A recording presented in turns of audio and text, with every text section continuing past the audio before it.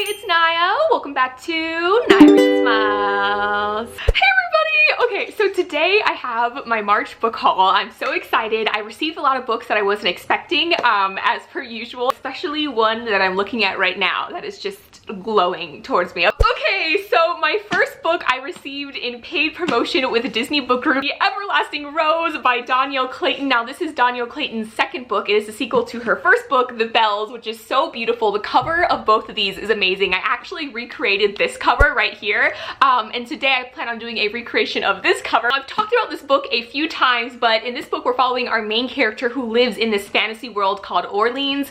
Now in this world there are these people, these girls called bells. Now they're the only people in this world with color and the ability to manipulate beauty. Now our main character's dream is to become a belle for the royal family, so basically live in the royal castle and just tend to the royal family. Her dream does come true, but she realizes when she's in the court and amongst all these royals that it's not exactly what she thought it was going to be, and there's a lot going on. I'm really looking forward to reading The Bells, and now that the second book is out, I absolutely have to read it. Now I don't want to spoil myself for the plot of the second book, and I don't want to spoil any of you guys either. Check out these books. There'll be a link down below for both the first and the second book. Alright, so the second book I have here finally came in the mail. If you guys have been following along, you know that I just read this book. I'll put the reading vlog up here. But yes, I listened to it in audiobook form, and I have just been patiently waiting for my physical copy. And that is Angie Thomas's newest book, On the Come Up. Just holding it makes me want to reread it already, and if you haven't checked out On the Come Up or The Hate U Give, please check it out. I also actually picked up the DVD of The Hate U Give. Now I've already seen the movie, but a couple of you guys have been DMing me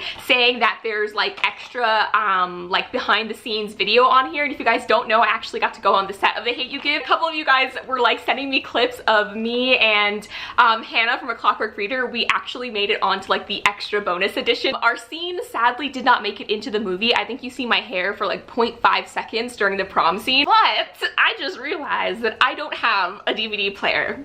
So I'm gonna have to get that too now. Just to give you guys a brief summary, On the Come Up follows our main character Bree, who is an aspiring rapper and competes in this like rap battle ring and ends up gaining like a little bit of fame in her small town. I actually have one more announcement related to Angie Thomas. So if you guys don't know, I will be attending the North Texas Teen Book Festival March 23rd. For anyone in Texas, I'm gonna be speaking on a booktube panel with a bunch of other booktubers, and it's gonna be really fun. But I was actually invited to a film festival that the same people are hosting the day before on the 22nd. But basically they're going to be screening The Hate U Give, and Angie Thomas is going to be there, and I'm actually going to be doing like a little talk back with her after the movie, sort of like an interview thing, and I'm so excited. So if you guys have any questions you want me to ask her, please leave them down below. I'm excited that I finally get to meet her and just like praise her. Okay, the next thing I received is a little promotional box from Penguin Teen, and the first thing in here is actually this little necklace that they sent with the book, which is so cute. It's like kind of like a fake pearl gold chain. The book that they sent me is Four Dead Queens by Astrid Skolte. I hope I'm pronouncing her last name correctly. In this book we're following our main character, who is a skilled thief slash liar.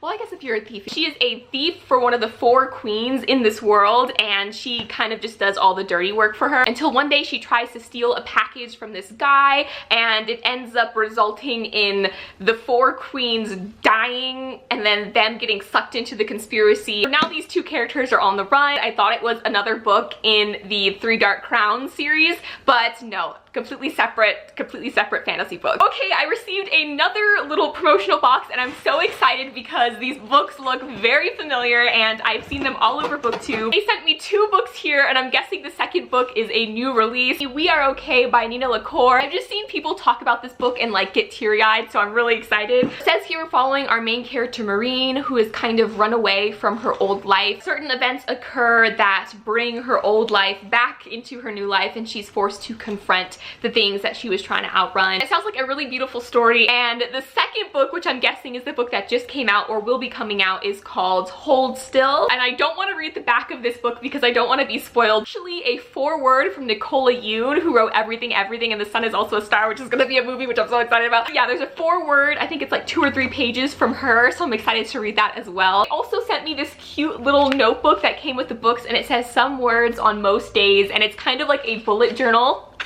style notebook. Okay, the next book I have here is also from Penguin. They just have a bunch of new releases coming out. This book sounds so cute. It is called To Night Owl from Dogfish, and it is by Holly Goldsbird Sloan and Meg Wolitzer. Now, I haven't heard of either of these authors, so perhaps this is their debut book. This book follows two teens. I think they're both 12 years old, and they both are being raised by single gay dads, and they live on two different coasts. So one lives in Los Angeles and the other lives in New York. I think it's Avery who figures out that their dads, even though they live in like two different states, are like having a relationship and are together. The other girl did not know of this, but she basically starts communicating with this girl over email. And when their dads finally connect, both girls get sent to the summer camp together to kind of get to know each other. It sounds like a really cute story and one of those books that kind of has like email conversations mixed with just regular dialogue. Okay, so these last two books I have here I received from Swoon Reads, so thank you so much to them. First book I'm so excited to read because it is a thriller and it just sounds so good. I love thriller books. The Hummingbird Dagger by Cindy Anstey. Now,